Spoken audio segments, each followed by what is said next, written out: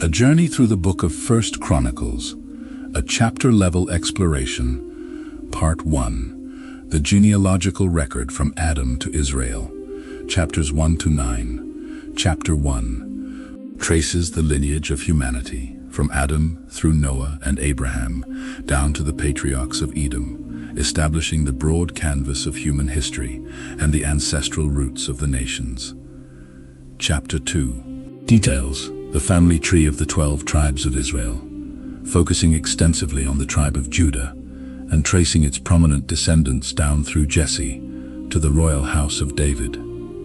Chapter 3 outlines the royal line of David's descendants through Solomon and the subsequent kings of Judah, as well as the surviving members of the royal family into the post-exilic period. Chapter 4 continues the genealogical lists for the tribe of Judah, highlighting specific clans, regional settlements, and the notable prayer of Jabez, alongside the history of the tribe of Simeon. Chapter 5 records the genealogies and military settlements of the eastern Transjordanian tribes, Reuben, Gad, and the half-tribe of Manasseh, noting their eventual captivity due to unfaithfulness. Chapter 6 details the comprehensive ancestral tree of the Levites, focusing specifically on the high priestly line of Aaron, the operational responsibilities of the temple musicians, and the specific cities allotted to the Levites. Chapter 7 chronicles the family lineages and military strength of the northern tribes of Issachar, Benjamin, Naphtali, Manasseh, Ephraim, and Asher. Chapter 8 outlines the detailed genealogical records of the tribe of Benjamin, notably tracing the ancestry leading up to King Saul and his descendants. Chapter 9 summarizes the registry of the initial families who returned to resettle Jerusalem after the Babylonian exile, cataloging the specific duties of the priests, Levites, gatekeepers, and temple service workers. Part 2 the reign of King David, chapters 10 to 29. Chapter 10 recounts the tragic defeat and death of King Saul and his sons on Mount Gilboa, emphasizing that Saul died because of his unfaithfulness and failure to consult God, which paved the way for David's accession. Chapter 11 all the tribes of Israel gather at Hebron to anoint David king. David leads a successful assault to capture the Jebusite fortress of Jerusalem, and the text catalogues the heroic exploits of David's legendary mighty men. Chapter 12 lists the skilled warriors, defectors, and military contingents from various tribes who joined David during his years running from Saul and at his coronation in Hebron, swelling his forces into a massive, organized army.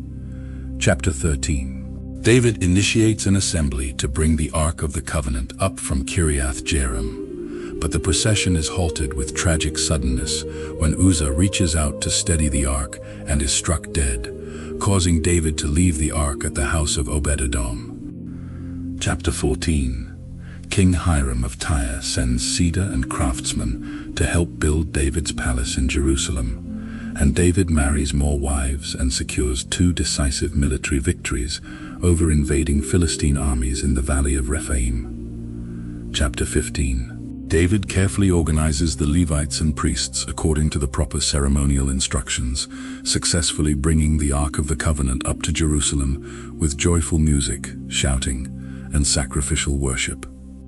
Chapter 16 the Ark is placed inside the tent David pitched for it, followed by joyful burnt offerings, a blessing over the people, and a magnificent psalm of thanksgiving led by Asaph, celebrating God's enduring covenant and calling all nations to praise him. Chapter 17 David expresses his desire to build a permanent temple for God, but the prophet Nathan delivers the divine covenant, promising that while Solomon will build the house, God will establish David's royal dynasty forever. Chapter 18 chronicles David's sweeping military victories and administrative expansions, subduing the Philistines, Moabites, Arameans, Edomites, and establishing a just government with loyal officials and commanders. Chapter 19 when the Ammonites severely humiliate David's ambassadors, war breaks out.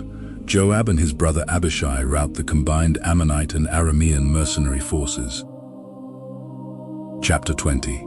Joab captures the Ammonite capital of Rabbah, and the chronicler records a series of fierce battles where David's warriors successfully slay several Philistine giants.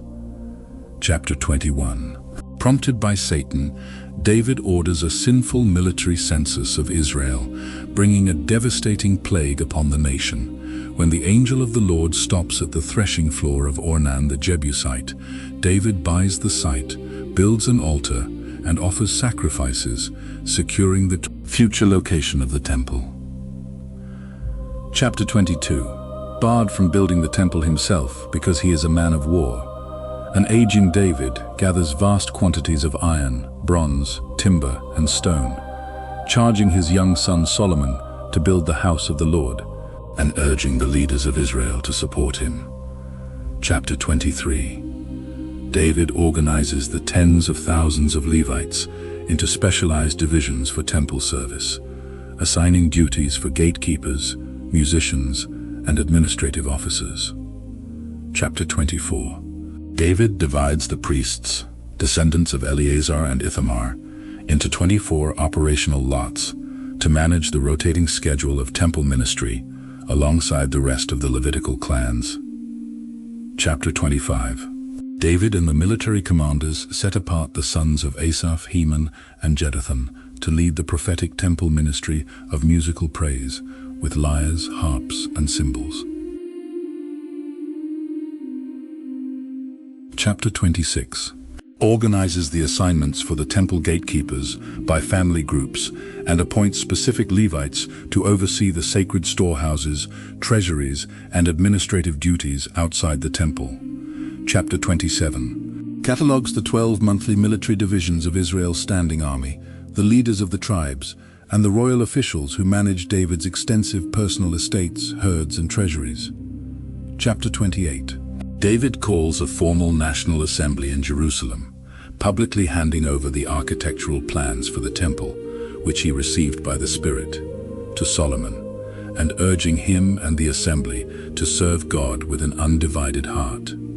Chapter 29. David offers a joyful, moving prayer of praise after witnessing the leaders of Israel contribute immense amounts of gold, silver, and precious stones for the temple construction. Solomon is publicly anointed king a second time, and David passes away in old age after a glorious reign, leaving Solomon established on the throne.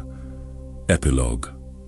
The book of 1 Chronicles retells the history of God's covenant people from Adam through the death of King David, emphasizing the lineage of the tribes, the legitimate priestly line, and David's meticulous preparations for the building of the temple and the establishment of true worship in Jerusalem.